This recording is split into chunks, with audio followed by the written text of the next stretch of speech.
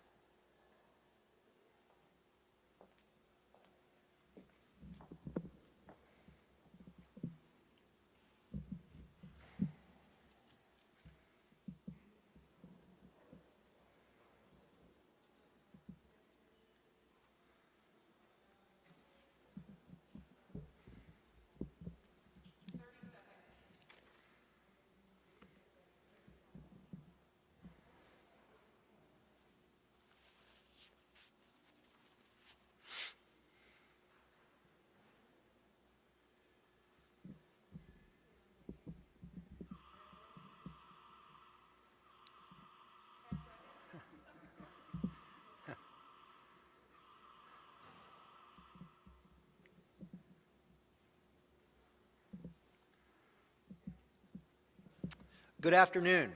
Thank you for joining me at this important announcement about a new relief program that is in the works for Jacksonville citizens. As we're all aware, COVID-19 has had a devastating impact on communities throughout the U.S. and the world, not just medically, but economically as well.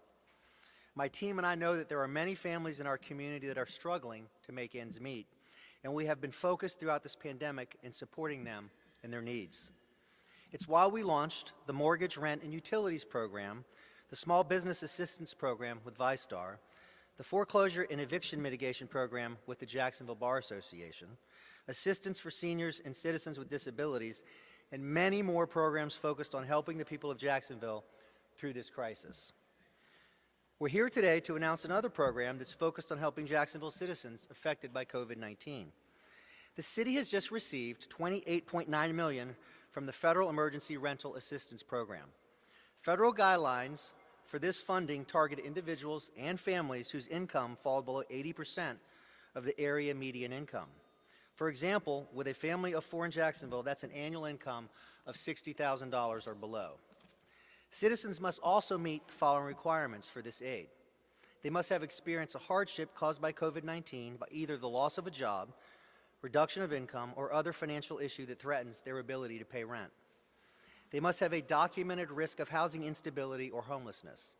They must be Duval County residents, and they must be unable to access other payment assistance for these needs, which means that if they received rent assistance from another program last March through May, this program couldn't be used for those same months, but it could be used for other months that were not covered.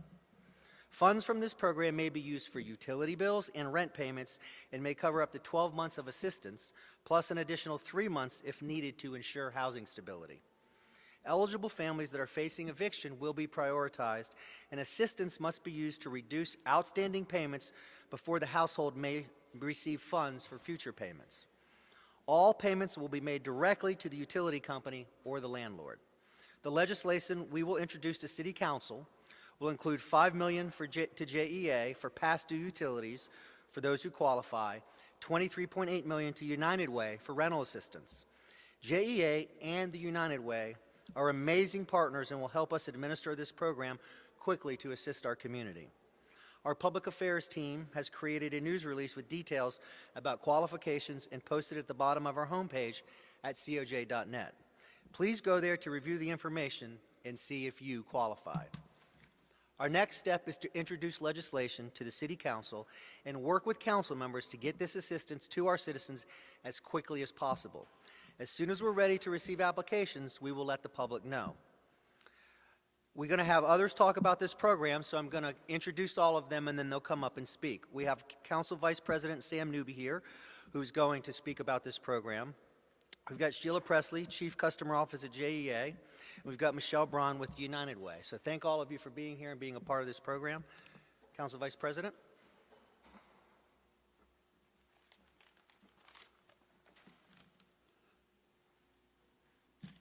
First of all, I want to thank the Mayor, Lenny Curry, for his leadership and insight.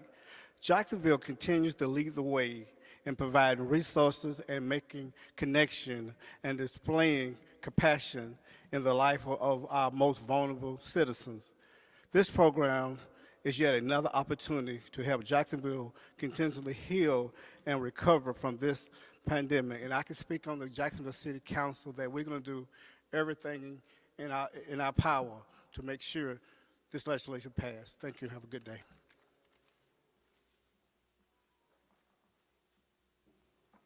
Thanks, Councilman Newby. Thank you, Mr. Mayor. Congratulations to you and your team who made this possible. That couldn't come at a more critical time. Calls for rent relief assistance have increased more than 70% in our community.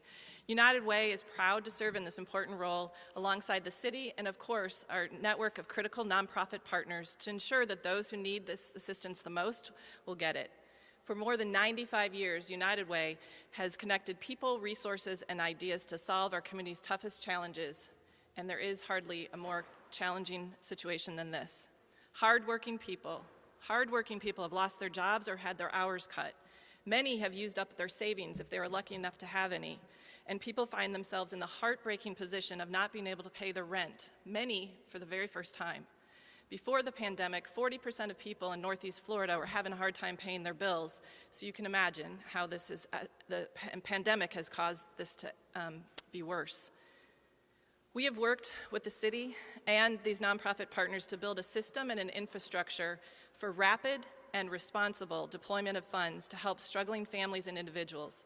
And we've maintained a proven track record. Mayor, we activated this in 2016, shortly after your first year in office, when this, unfortunately, Hurricane Matthew was headed our way. We then reactivated this process with our great nonprofit partners to help people in need after Irma. And of course, we launched the First Coast Relief Fund again during the pandemic, and through generous support of the city and others, we're able to help so many with rent, mortgage, utility in cooperation with the city's program. So we stand ready to address the problem again. We have a saying at United Way that change doesn't happen alone, and of course we need these hardworking partners, nonprofit agencies will be part of our system. So we look forward to sharing more details as they become available. We know there's great need, so we'll work quickly. And most of all, we're going to be able to help so many because of this. Thank you, Mayor, and your team for this great opportunity.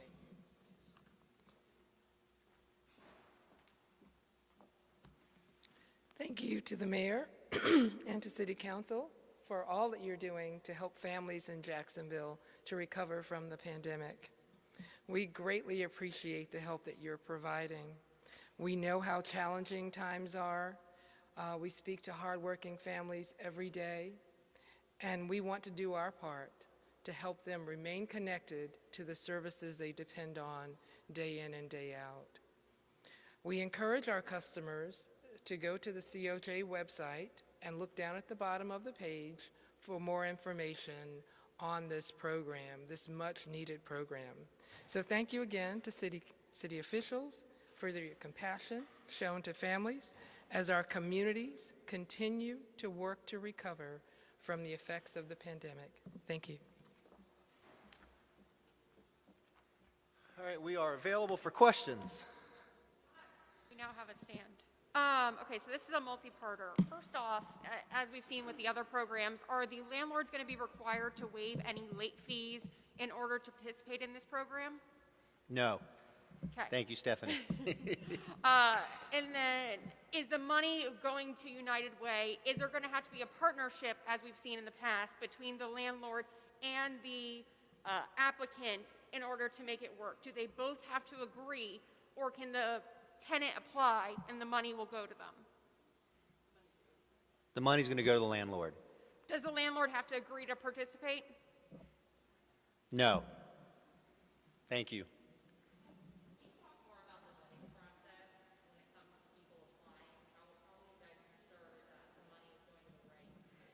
Stephanie, would you like to come up and speak, please? So we'll be releasing more information about the application process in a couple of weeks. It still needs to go through legislation, through City Council to be appropriated. So once we address the full application process, we'll have more information about that. But to answer your question, to ensure that everyone's working together through United Way, the landlords will have to participate because the payments will be going directly to the landlords. And so they will be receiving the payment, but there is paperwork that needs to be submitted on the tenant side of on the ledger.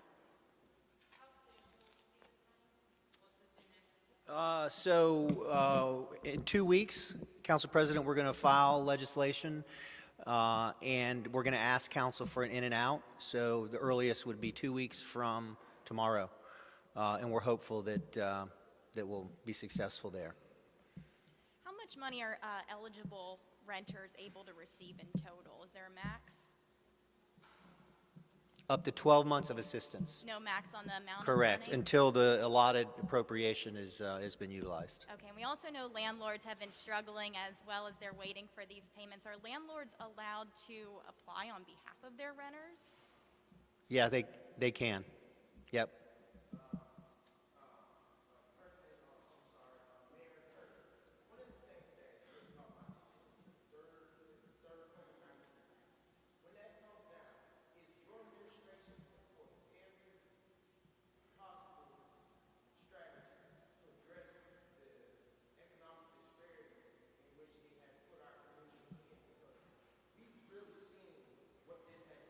Yeah. We're going to keep doing what we've done since COVID started, and that is making sure that we're getting every resource we can to meet the needs of our community and all of our people.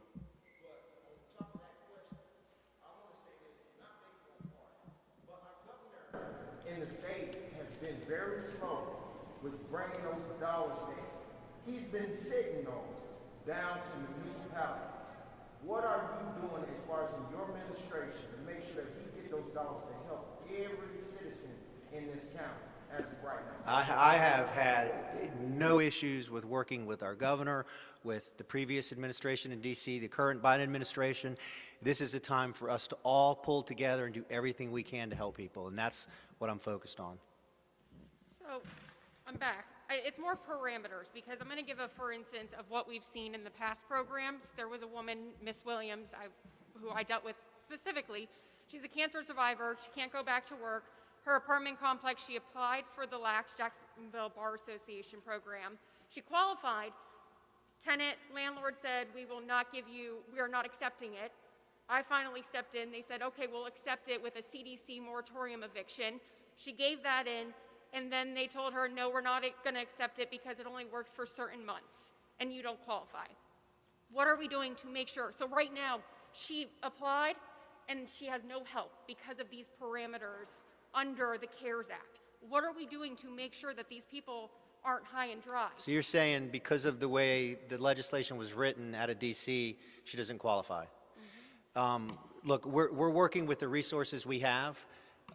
We didn't write that legislation. We take those funds, and I'd be open to hearing more. We'd love to connect with her. We've heard dozens of those Yep. stories where Stephanie, there's a Wells Fargo is not accepting mortgage payments.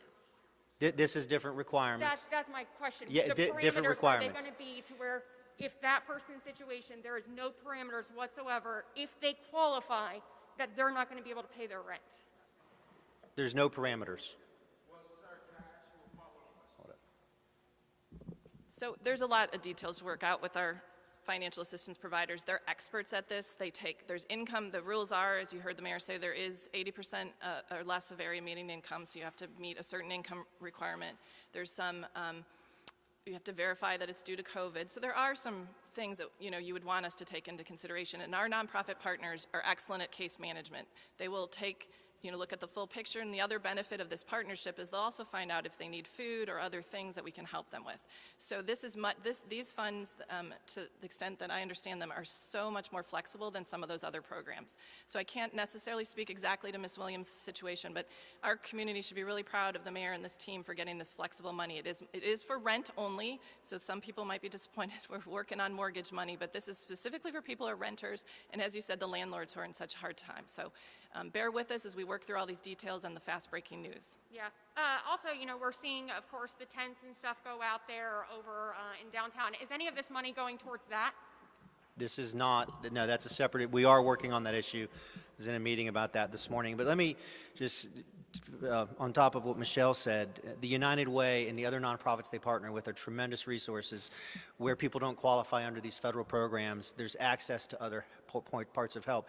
And I would say, look, we're in unprecedented territory. The saying, don't let perfection be the enemy of good. We're going to have obstacles. There's going to be wrinkles, but we're going to work through it. Stephanie Birch has been leading all these programs through COVID-19, and she has done a masterful job and will continue to make things better as we learn from the experience.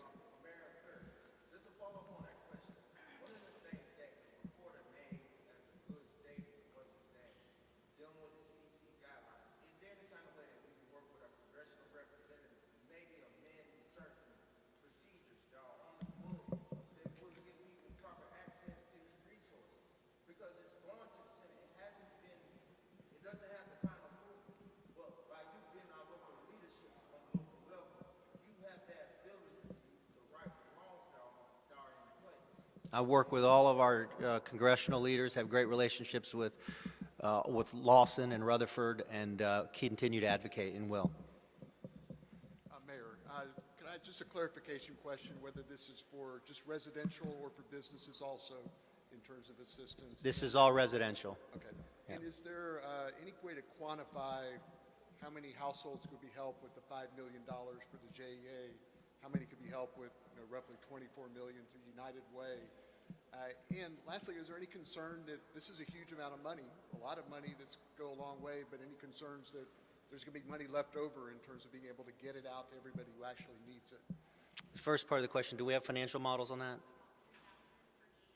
About 10,000 for JEA. The other financial models, we don't have those. And I'm not concerned that we will be able to get this money on the street and put to use. I mean, if you look at, I'll speak for our city compared to what I've seen other places. When we've received federal funding, we have quickly and strategically put it to use and got it in the right hands of the right people. We're not going to be, it's not going to be wasteful. Mayor, if I could, I want to ask you about that homeless camp over on Jefferson. 2 weeks ago, that first round of help went out to, I think, 48 individuals. When will the next round go out, and what are your goals for that site? Yeah, we have another round of legislation coming out in City Council in a couple of weeks. But look, there's capacity right now in our shelters. So I would encourage people, if you're down there covering it, tell them there is room right now. There's capacity. So I want to see, obviously, people to have access to housing. And our nonprofit leaders that are in that space are working hard on it every day. We're focused on that issue. All right. Thank you so much. Thank you. Appreciate you. Thank you.